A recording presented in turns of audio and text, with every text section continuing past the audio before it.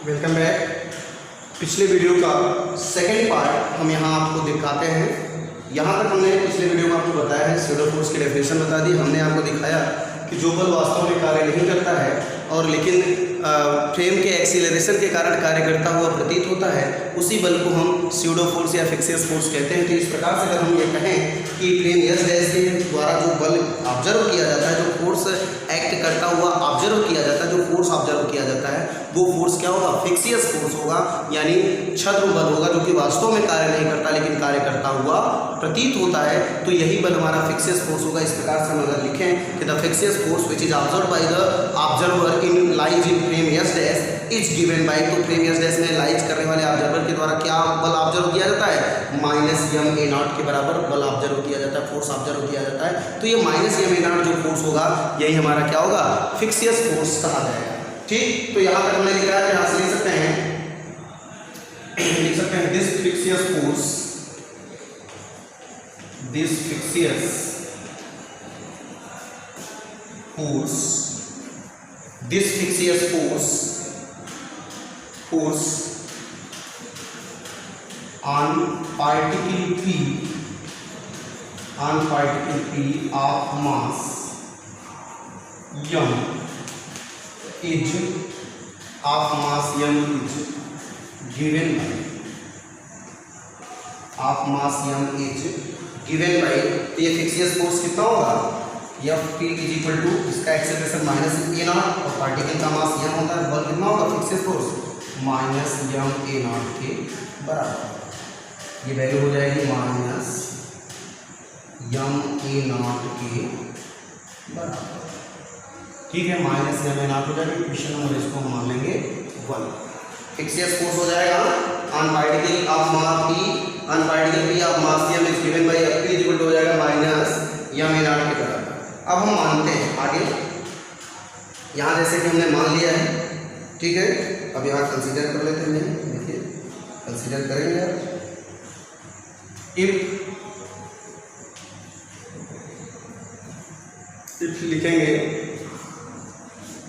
If this mass Yama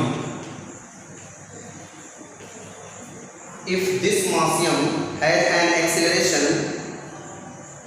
if this mass m had an acceleration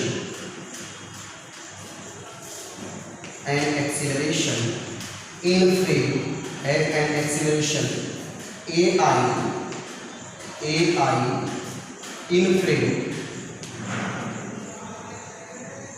in frame yes, had an acceleration ai in frame yes, ठीक है। इन frame yes यानी ये particle जो हमारा है, इसी पार्टिकल को मान लेते हैं यहाँ है, तो फ्रेम यस डैश भी है, यस भी है। यहाँ मान लेते हैं पार्टिकल क्या है, इसका एक्सेलरेशन अगर हम मान लें कि ए आई एक्सेलरेशन रखता है इन फ्रेम यस, ठीक है। तो यहाँ मान लेते हैं has an acceleration A I in frame yes, frame yes में हम मान लेते हैं कि एक्सेलरेशन रखता है ए आई के। ए आई एक्सेलरेशन जब रखेगा, then the force which act if this mass M है an acceleration A I in frame S. ध्यान दीजिएगा, हमने मान लिया कि पहले पार्टिकल क्या था? रेस्ट पोजीशन में था, तो यस डैश का ऑब्जर्वर इसको ऑब्जर्व करता है और इसका एक्सेलरेशन वो कहता है कि ये पार्टिकल रेस्ट में नहीं। यहाँ का ऑब्जर्वर ये देखता है कि पार्टिकल रेस्ट में नहीं है। क्यों ऐसा देखता है? क्योंकि ये पार्टिकल, ये जो फ्रेम है, जिस फ्रेम में ऑब्जर्वर लाइज करता है, वो फ्रेम ए नॉट एक्सेलरेशन से मूव कर रहा है, ठीक ना। इस एक्सेलरेशन के कारण वो ऑब्जर्वर कहता है कि पार्टिकल रेस्ट में नहीं है, जो कि फ्रेम यस के साथ रेस्ट में है। लेकिन यहाँ का ऑब्जर्वर, फ्रेम यस डैश का ऑब्जर्वर, जो कि ए नॉट एक्सेलरेशन से मूव कर रहा है, वो कहता है कि पार्टिकल एक्सेलरेशन यानी कि रेस्ट में नहीं है, ये माइनस ए नॉट एक्सेलरेशन से मूव करता है। और इस यदि हमने मान लिया कि इसका द्रव्यमान यम है, तो इस यम द्रव्यमान के पार्टिकल पे यहाँ का ऑब्जर्वर ये मेजर करता है। इस ए नॉट एक्सेलरेशन के कारण ये कहता है कि इस पार्टिकल पे minus m a naught force act कर रहा है, यानी कि माइनस यम ए नॉट के बराबर बल कार्य कर रहा है। जबकि वास्तविक स्थिति क्या है? वास्तव में ये पार्टिकल रेस्ट पोजीशन में है और इसके ऊपर वास्तव में कोई बल कार्य नहीं करता है। लेकिन यहाँ पार्टिकल के यानी फ्रेम के एक्सेलरेशन के कारण इस फ्रेम में लाइज करने वाला ऑब्जर्वर ये कहता है कि इस पार्टिकल पे माइनस यम ए नॉट का एक बल कार्य करता है। तो इसी प्रकार का ये बल जो वास्तव में कार्य नहीं करता लेकिन कार्य करता हुआ प्रतीत होता है फ्रेम के एक्सेलरेशन के कारण, इसी बल को हम आभासी बल कहते हैं। तो इसके आधार पर हमने कहा कि इस पार्टिकल पे लगने वाला जो आभासी बल है, जो आभासी बल ऑब्जर्व किया जाता है फ्रेम यस डैश के द्वारा, वो आभासी बल क्या होगा, वो आभासी बल क्या होगा, इस पार्टिकल के एक्सीलरेशन और पार्टिकल के द्रव्यमान के गुणनफल के बराबर होगा। तो हमने लिखा this फिक्सियस force on particle p of mass m is given bye m द्रव्यमान की स्पीड पे कार्य करने वाला यह आभासी बल क्या होगा, इसके एक्सीलरेशन और मास के गुणनफल के बराबर होगा। तो जो एक्सीलरेशन यहाँ ऑब्जर्व होता है, ऑब्जर्व क्या करना है, माइनस a नॉट एक्सीलरेशन, तो माइनस a नॉट हो गया, m द्रव्यमान का पार्टिकल या माइनस m a नॉट के बराबर आभासी बल कार्य करेगा, जो कि वास्तव में होता नहीं है लेकिन कार्य करता हुआ प्रतीत होता है due to the acceleration of frame, frame के एक्सीलरेशन के कारण। ठीक है, आगे हमने लिखा कि दिस मास m, यानी ये जो द्रव्यमान m है, हैज एन एक्सीलरेशन ai, यदि ये द्रव्यमान जो पार्टिकल p, m द्रव्यमान का जो पार्टिकल p है, यदि इसका एक्सीलरेशन ai हो, यानी ये एक्सीलरेशन ai रखता हो इन फ्रेम यस, यानी फ्रेम यस में इसका एक्सीलरेशन ai हो, तो ai एक्सीलरेशन होगा, यानी इसका वास्तविक एक्सीलरेशन है। तो जब ai एक्सीलरेशन से ये मूव करेगा तो वास्तव में इसके ऊपर वास्तविक एक बल कार्य करेगा, जो कि वास्तव में इसके ऊपर एक्ट करता हुआ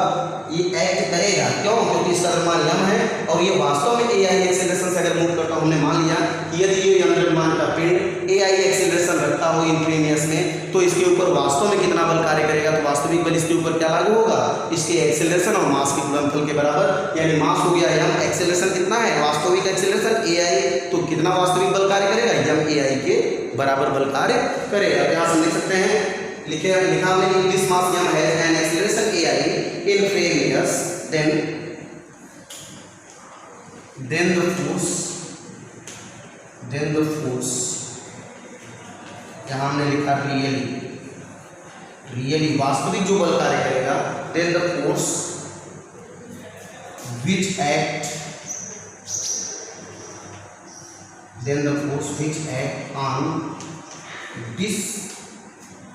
on the mass m लिखेंगे, which act on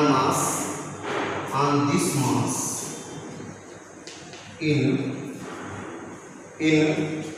frame yes is given by, which act on this mass in frame yes is given by, frame yes में इस पार्टिकल के ऊपर वास्तव में जो बल कार्य करता है इसके एक्सीलरेशन के कारण, तो कितना होगा, F इज इक्वल टू हो जाएगा m ai के बराबर, where ai is the real acceleration of particle and m is the mass of particle, then the real force which is act on the particle in frame yes is given by F is equal to हो जाएगा m ai, ये वास्तविक बल इसके ऊपर कार्य करेगा, क्योंकि हमने माना कि यदि पार्टिकल हमारा ai एक्सीलरेशन से मूव कर रहा हो फ्रेम यस में, तो फ्रेम यस में इसके ऊपर वास्तव में कार्य करने वाला बल क्या होगा, इसके मास और एक्सीलरेशन के गुणनफल के बराबर होगा, यह ai के बराबर होगा। इक्वेशन नंबर हम यहाँ 2 कंसीडर कर लेंगे। ठीक है, सब में हमने वेक्टर लगाया तो यहाँ भी वेक्टर कंसीडर कर लेते हैं। ठीक है, अब यहाँ से लिखेंगे hence the total force acting on particle, hence the total force acting, hence the total force acting, hence the total force acting on, hence the total force acting on particle as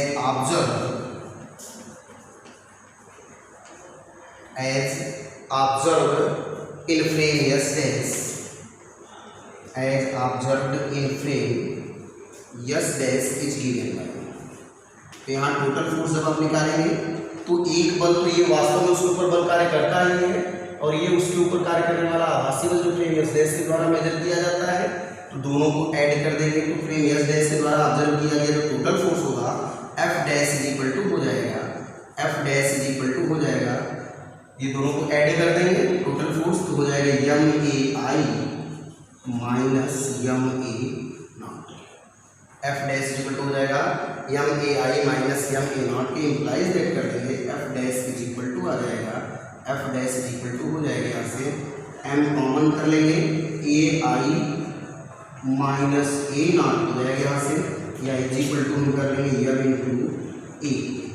where यहाँ करेंगे where ai minus a not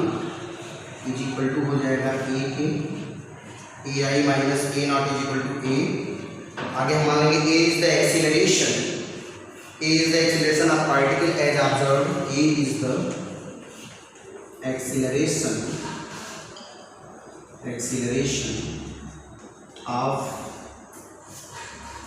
of particle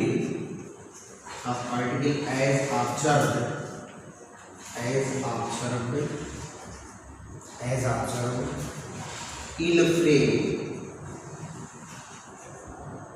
frame, yes, as observed in frame, yes. ठीक है, हमने मान लिया कि A I minus A naught is equal to A is the acceleration of particle as observed in frame S dash, जैसा कि frame S dash में observe किया जाता है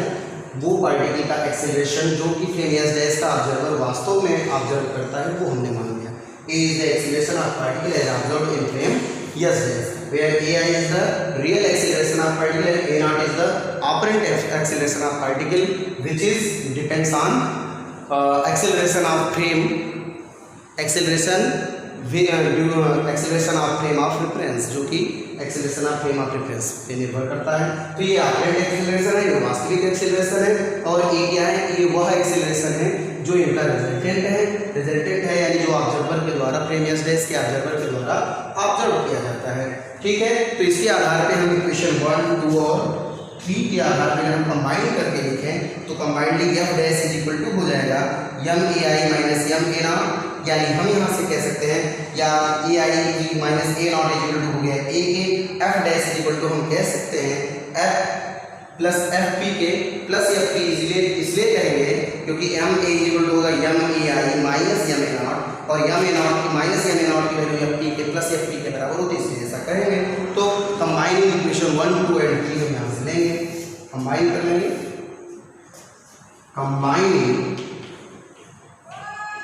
combining equation 1, 2 and 3 we gate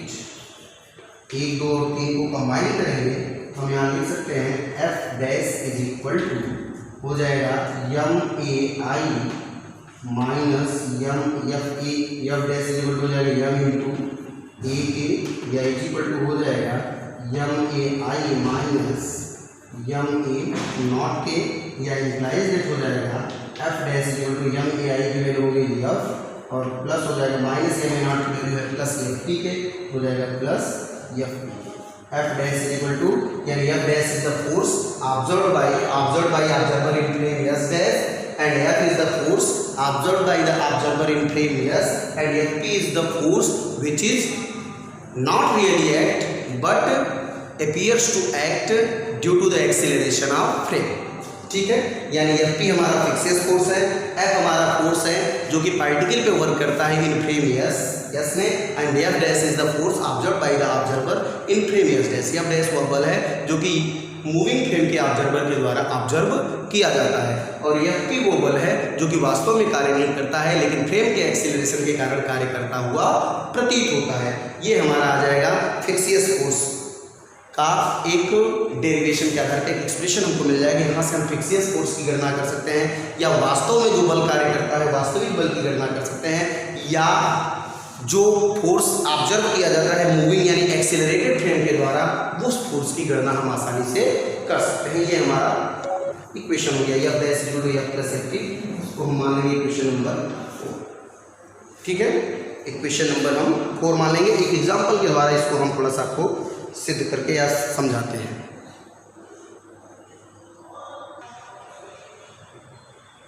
ठीक है, इस प्रकार से हमको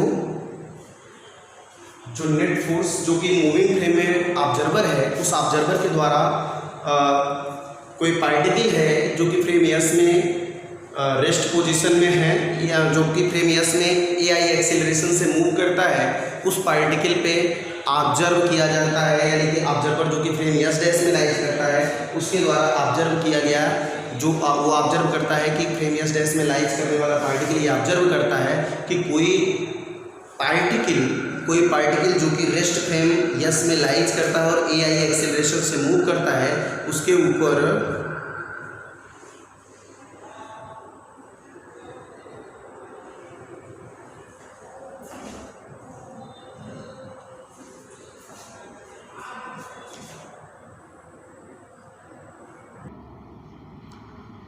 उसके ऊपर एक really force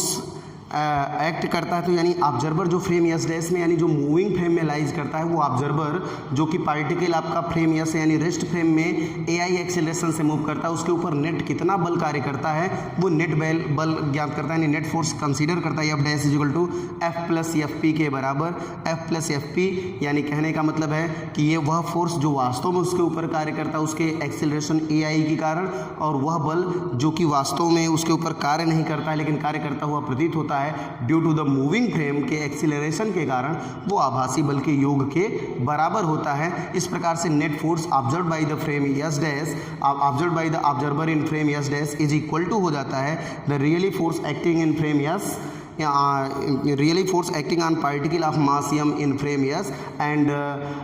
pseudo force fictitious force acting on particle due to the acceleration of frame of reference due to the acceleration of moving frame फिक्सियस force, ठीक है, वो फिक्सियस फोर्स और जो वास्तविक बल उसके ऊपर कार्य करता है फ्रेम यस में, उन दोनों बल के योग के बराबर होता है ऑब्जर्वेशन जो कि ऑब्जर्व यानी कि वो उन दोनों बल के योग के बराबर होता है फ्रेम यस डैश के ऑब्जर्वर के द्वारा ऑब्जर्व किया गया बल। अब हम फिक्सियस फोर्स का एक एग्जाम्पल आपको समझाते हैं। हम मानते हैं कि हमने कंसीडर कर लिया कि एक बॉडी है या एक पार्टिकल है जो कि जिसका द्रव्यमान यम है, हमने मान लिया let us consider a particle of mass m at rest inside a lift, जो कि लिफ्ट में विरामावस्था में है, ठीक है। एक पार्टिकल हमने कंसीडर कर लिया जिसका द्रव्यमान यम है और वो विरामावस्था में यानी रेस्ट पोजीशन में एक लिफ्ट में लाइज करता है फॉलिंग फ्रीली अंडर ग्रेविटी, और अंडर ग्रेविटी यानी गुरुत्व क्षेत्र के अंतर्गत स्वतंत्रतापूर्वक नीचे की ओर गिरता है, ठीक है, गुरुत्व क्षेत्र के अंतर्गत स्वतंत्रतापूर्वक नीचे की ओर गिरता है। तो उस पार्टिकल पे कार्य करने वाला बल अगर हम यहाँ से निकालें then the fictitious force acting on particle on it अगर हम कंसीडर करें, हमने मान लिया कि एक यम द्रव्यमान का पार्टिकल है, एक यम द्रव्यमान की पार्टिकल को हम कंसीडर कर सकते हैं। यहाँ लिखेंगे let us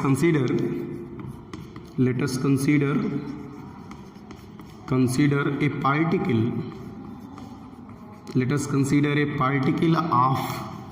mass m, let us consider a particle of mass m, let us consider a particle of mass m at rest inside a lift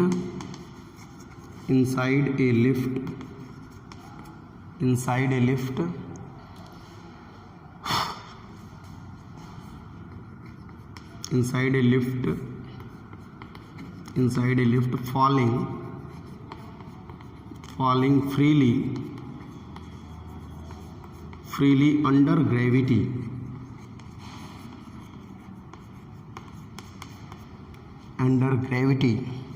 हमने मान लिया कि एक पार्टिकल है जिसका द्रव्यमान यम है, एक कण हमने कंसीडर किया जिसका द्रव्यमान यम है, वो एक रेस्ट पोजीशन में रहता है, कहाँ पे, लिफ्ट में रेस्ट पोजीशन में है, एंड आगे हमने लिखा इनसाइड ए लिफ्ट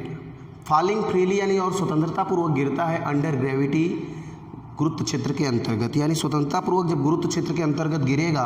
और रेस्ट पोजीशन में था, कहाँ, लिफ्ट के अंदर रेस्ट पोजीशन में, और स्वतंत्रतापूर्वक नीचे की ओर यानी गुरुत्व क्षेत्र के अंतर्गत पृथ्वी के गुरुत्व क्षेत्र के अंतर्गत गुरुत्वाकर्षण बल के अंतर्गत वो नीचे की ओर गिरता है। जब नीचे की ओर गिरेगा तो उसके एक्सीलरेशन के कारण, एक्सीलरेशन कौन कार्य करेगा,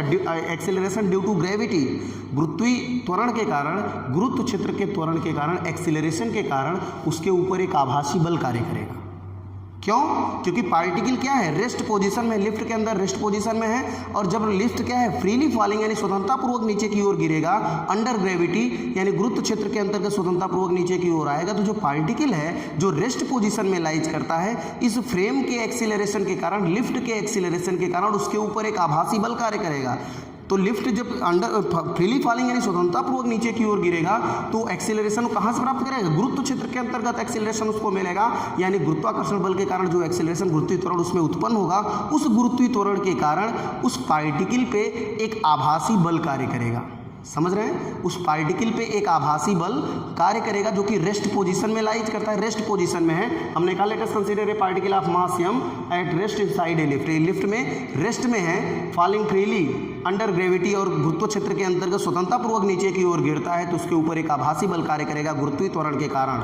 due to acceleration due to gravity के कारण एक बल उसके ऊपर कार्य करेगा। फ्रेम यहाँ एक्सीलरेशन ड्यू टू ग्रेविटी के कारण एक फोर्स कार्य करेगा जिसको हम आभासी बल करेंगे यानी फिक्सियस फोर्स कहते हैं। यानी कहने का मतलब पार्टिकल हमारा रेस्ट में है लेकिन उसके ऊपर एक बल कार्य करेगा फ्रेम के त्वरण के लिफ्ट के एक्सीलरेशन के कारण। अंडर ग्रेविटी जो एक्सीलरेशन होगी उस एक्सीलरेशन के कारण उसके ऊपर एक बल कार्य करेगा। तो वही बल जो वास्तव में कार्य नहीं करता है क्योंकि पार्टिकल एक्सीलरेशन में नहीं है, लेकिन वो जिस फ्रेम में लाइज करता है वो फ्रेम स्वतंत्रतापूर्वक नीचे की ओर, फ्रेम के एक्सीलरेशन के कारण उसके ऊपर एक बल कार्य करता हुआ हमको प्रतीत होगा। वहाँ का जो ऑब्जर्वर है मूविंग फ्रेम में, वो ऑब्जर्वर ये देखेगा कि पार्टिकल के ऊपर एक आभासी बल कार्य करता है, जबकि वास्तविक स्थिति क्या है, पार्टिकल रेस्ट पोजीशन में उसके ऊपर कोई बल कार्य नहीं करता है। लेकिन अंडर ग्रेविटी जो फ्रीली फॉलिंग यानी कि स्वतंत्रतापूर्वक जब पार्टिकल नीचे की ओर आएगा, स्वतंत्रतापूर्वक जब लिफ्ट नीचे की ओर आएगा तो अंडर ग्रेविटी आने पे गुरुत्व क्षेत्र के अंतर्गत आने पर गुरुत्वीय त्वरण के कारण जो गुरुत्वीय त्वरण वहाँ वर्क करेगा जिसके कारण लिफ्ट आपका नीचे की ओर आ रहा है, उस गुरुत्वीय त्वरण के कारण उस रेस्ट पोजीशन में लाइज करने वाले पार्टिकल के ऊपर एक आभासी बल कार्य करता हुआ प्रतीत होगा। तो वह आभासी बल किसके बराबर होगा, पार्टिकल के द्रव्यमान और फ्रेम के एक्सीलरेशन के गुणनफल के बराबर। तो फ्रेम का एक्सीलरेशन क्या है, अंडर ग्रेविटी एक्सीलरेशन जी के बराबर होगा। तो वैल्यू क्या होगी, अब यहाँ से क्या है, यहाँ से पार्टिकल जब नीचे की ओर आएगा, अंडर ग्रेविटी नीचे की ओर आएगा तो नीचे की ओर आएगा तो पार्टिकल क्या है, पार्टिकल ऊपर की ओर जाता हुआ प्रतीत होगा। फ्रीली फॉलिंग जब फ्रेम आपका नीचे की ओर एक्सेलरेट होगा, अंडर ग्रेविटी आएगा तो नीचे की ओर आएगा तो पार्टिकल क्या प्रतीत होगा, ऊपर की ओर, यानी कि उसके ऊपर जो एक्सेलरेशन कार्य करेगा वो माइनस जी कार्य करेगा, प्लस जी कार्य नहीं करेगा। क्यों, क्योंकि इन द डायरेक्शन ऑफ, जब स्वतंत्रतापूर्वक ऐसे नीचे की ओर ऐसे आएगा, जैसे ये पार्टिकल है, ये लिफ्ट हो गया, यहाँ पे पार्टिकल रेस्ट पोजीशन में, अब देखिए लिफ्ट सीधे नीचे आएगा तो देखिए जब ये सीधे नीचे आएगा तो ये क्या है, पार्टिकल ऊपर ही रह जाएगा। जो रेस्ट पोजीशन में पार्टिकल है ये ऊपर ही रह जाएगा, यानी इसके ऊपर जो एक्सेलरेशन है, एक एक्सेलरेशन इसके ऊपर ऐसा प्रतीत होगा कि ऊपर की ओर एक एक्सेलरेशन कार्य कर रहा है, यानी माइनस जी एक्सेलरेशन से ये मूव करता हुआ दिखेगा, यानी अपोजिट एक्सेलरेशन हमको मिलेगा। अंडर ग्रेविटी जब वो नीचे की ओर आएगा तो ये हमको प्रतीत होगा कि पार्टिकल ऊपर की ओर जा रहा है। इसलिए पार्टिकल जब फ्रीली फॉलिंग होगा यानी कि स्वतंत्रतापूर्वक लिफ्ट नीचे की ओर आएगा तो पार्टिकल के ऊपर फ्रेम उस लिफ्ट के एक्सेलरेशन के कारण एक आभासी बल कार्य करेगा, जिसकी वैल्यू उस लिफ्ट के एक्सेलरेशन यानी जी माइनस जी के कारण उसके ऊपर एक आभासी बल कार्य करेगा। तो हम यहाँ लिख सकते हैं then the fictitious force acting on it, then the fictitious force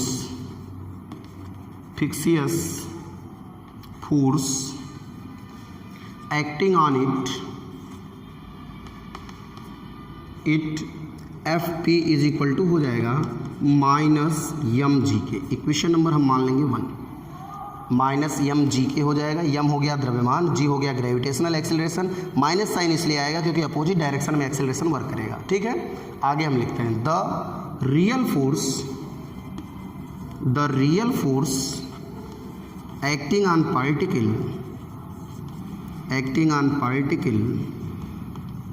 the real force acting on particle due to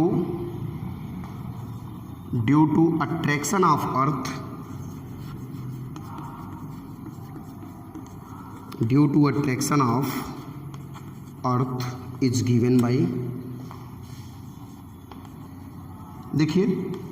lift के अंतर्गत पार्टिकल जब रहेगा, लिफ्ट स्वतंत्रतापूर्वक जब नीचे की ओर आएगा तो पार्टिकल के ऊपर एक आभासी गुरुत्वीय त्वरण, एक आभासी त्वरण ऊपर की ओर कार्य करेगा। तो हमको लगेगा कि एक आभासी बल उसके ऊपर, एक बल उसके ऊपर कार्य कर रहा है जो कि ऊपर की ओर उसको ले जा रहा है। तो वही जो बल जो कि वास्तव में ऊपर की ओर कार्य नहीं करता है, नीचे की ओर कार्य करता है, लेकिन हमको ऊपर की ओर कार्य करता हुआ प्रतीत होता है, वही बल हमारा क्या होगा, फिक्सियस फोर्स होगा। तो फ्रेम के एक्सेलरेशन के कारण अंडर ग्रेविटी जो उसका एक्सेलरेशन जी होगा उसके कारण उसके ऊपर एक आभासी बल लगेगा। तो आभासी बल क्या होगा, हमेशा अपोजिट डायरेक्शन में कार्य करता है, ग्रेविटेशनल एक्सेलरेशन अपोजिट होगा, इसलिए माइनस एम जी हमने यहाँ ले लिया। ठीक, अब यहाँ हमने लिखा the real force acting on particle due to attraction of earth is given by, due to attraction of earth is given by, पृथ्वी के गुरुत्वाकर्षण के कारण जो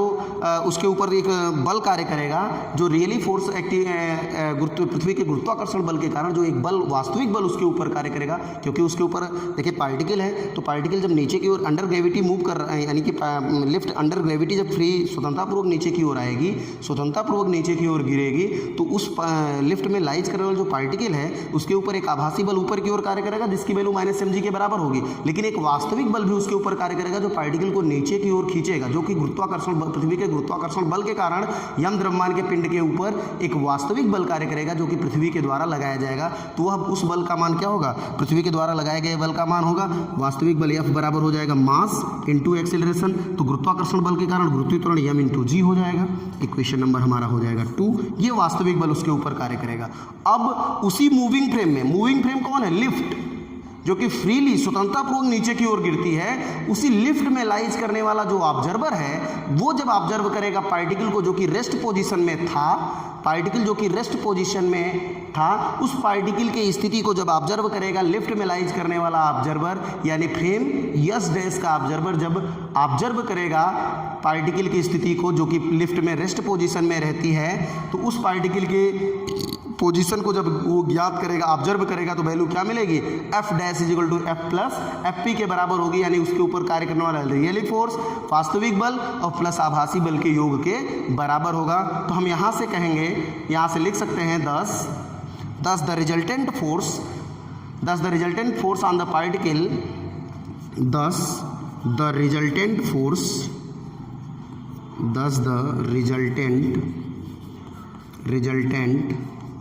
force acting, 10 the resultant force, क्या करत है, 10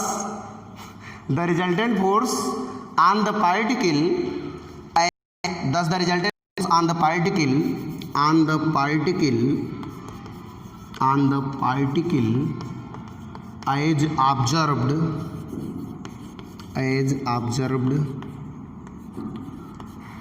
as observed by an observer in the lift या कह सकते हैं मूविंग फ्रेम,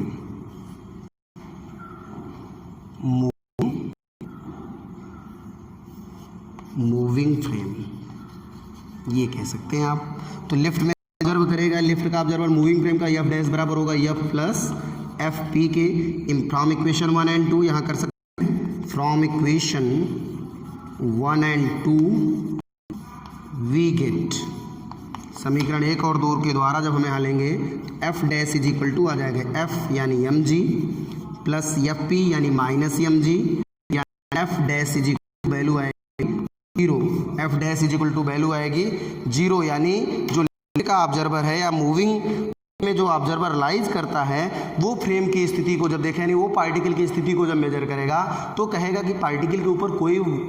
फोर्स वर्क नहीं करता है, पार्टिकल के ऊपर कोई बल कार्य नहीं करता है। पार्टिकल के ऊपर फोर्स एक्ट तभी नहीं करेगा जब उसका द्रव्यमान शून्य हो, यानी मासलेस पार्टिकल रहेगा, यानी कोई भी वेट उसका अर्थ पे, यानी कोई भी वेट वर्क नहीं करता रहेगा, यानी पार्टिकल कैसा प्रतीत होगा, वेटलेस प्रतीत होगा, यानी भारहीन महसूस होगा। यानी जो ऑब्जर्वर है यानी लिफ्ट में जो ऑब्जर्वर है वो पार्टिकल को समझेगा, वो पार्टिकल को वेटलेसनेस समझेगा, यानी कि भारहीन समझेगा और भारहीनता महसूस करेगा कि पार्टिकल क्या है, उसका कोई भी वेट नहीं है, जबकि वास्तविक स्थिति नहीं है। हमको इसलिए आता है क्योंकि जो ये फिक्सियस फोर्स है, आभासी बल, ये वास्तविक कार्य नहीं करता लेकिन कार्य करता हुआ प्रतीत होता। इसी फिक्सियस फोर्स के कारण जब स्वतंत्रता पूर्वक कोई लिफ्ट नीचे की ओर गिरती है तो उसमें लाइज करने वाला जो पार्टिकल है वो अब भारहीन प्रतीत होता है, वेटलेस प्रतीत होता है, यानी भारहीन प्रतीत होता है। ऐसा हमको बताया गया था कि जब लिफ्ट स्वतंत्रता पूर्वक नीचे की ओर गिरती है तो उसमें लाइज करने वाला पार्टिकल, बॉडी या जो भी वस्तु या जो भी व्यक्ति उसमें लाइज करता है, लिफ्ट में लाइज करता है रेस्ट पोजीशन में, वो भारहीन महसूस करता है, अपने आप को भारहीन महसूस करता है या वो भारहीन प्रतीत होता है, वेटलेसनेस में होता है, यानी कि वेटलेस प्रतीत होता है। ऐसा यानी कि आप अपीयर होता है कि उसका कोई भी वेट वर्क नहीं कर रहा है, इसलिए एफ डैश की वैल्यू वो 0 मेजर करता है। तो कहता है कि पार्टिकल क्या है, the particle is weightless, particle भारहीन है, उसमें कोई भी भार नहीं है, ना द्रव्यमान नहीं है, इसलिए वो वेटलेस है। ठीक ना, एम जी की वैल्यू 0 हो जाएगी। ठीक, तो दैट इज करके लिखेंगे, that is the particle is weightless and thus appears to remain suspended in space. और पार्टिकल क्या है, स्पेस में सस्पेंडेड यानी स्पेस में लटका हुआ प्रतीत होगा। पार्टिकल का जब कोई वेट नहीं होगा तो पार्टिकल मूव करेगा ही नहीं, यानी उसके ऊपर कोई भी ग्रेविटेशनल फोर्स वर्क नहीं करेगा, गुरुत्वाकर्षण बल कार्य नहीं करेगा। और पार्टिकल स्पेस में क्या है, सस्पेंडेड, सस्पेंडेड का मतलब लटका हुआ प्रतीत होगा, ठीक ना। इस प्रकार से हम यहाँ लिख सकते हैं 10 दैट इज करके लिखेंगे, that is the particle is weightless, यहाँ लिख देते हैं, देख लेंगे, that is the particle is weightless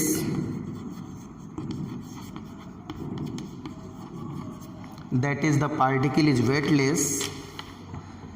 and thus appears to remains and thus appears A-P-P-E-A-R appears to remains suspended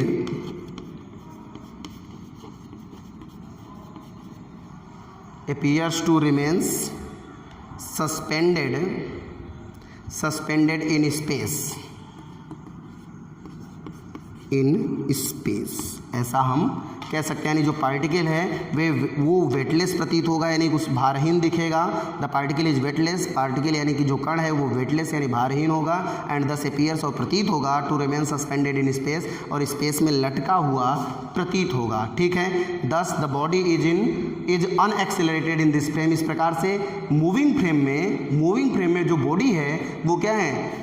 unaccelerated प्रतीत होगी। क्यों? क्योंकि वेटलेस रहेगी, इसके ऊपर कोई भी बल नहीं होगा, कोई भी फोर्स वर्क नहीं करेगा, यानी कि वेटलेस रहेगी, भारहीन है, तो इसके ऊपर कोई भी एक्सेलरेशन वर्क नहीं करेगा, यानी पार्टिकल क्या है,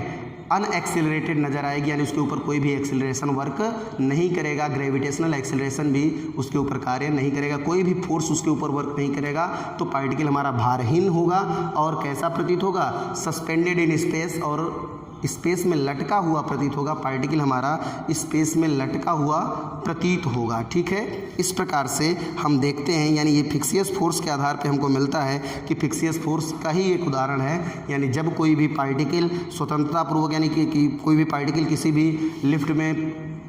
किसी भी मूविंग फ्रेम में लाइज करता है, रेस्ट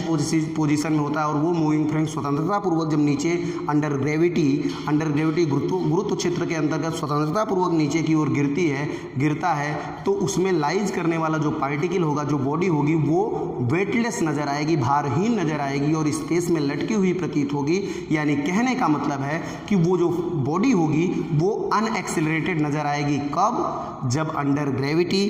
कोई भी बॉडी, यानी कि मूविंग फ्रेम अंडर ग्रेविटी स्वतंत्रतापूर्वक नीचे की ओर गिरेगा, तब, ठीक है। इस प्रकार से पार्टिकल जो कि लिफ्ट में लाइज करती है रेस्ट पोजीशन में, वो लिफ्ट में लाइज करने वाले, यानी मूविंग फ्रेम में लाइज करने वाले ऑब्जर्वर को कैसा प्रतीत होगी, वेटलेस यानी भारहीन नजर आएगी और स्पेस में लटकी हुई प्रतीत होगी। यही एग्जाम्पल है आपका फिक्सियस फोर्स का, ठीक है। फिक्सियस फोर्स के कारण ही ये वेटलेस नज़र आता है, ठीक। तब तक के लिए धन्यवाद, और वीडियो उम्मीद है कि आपको बहुत अच्छा लगेगा। आप लाइक करें और शेयर करें।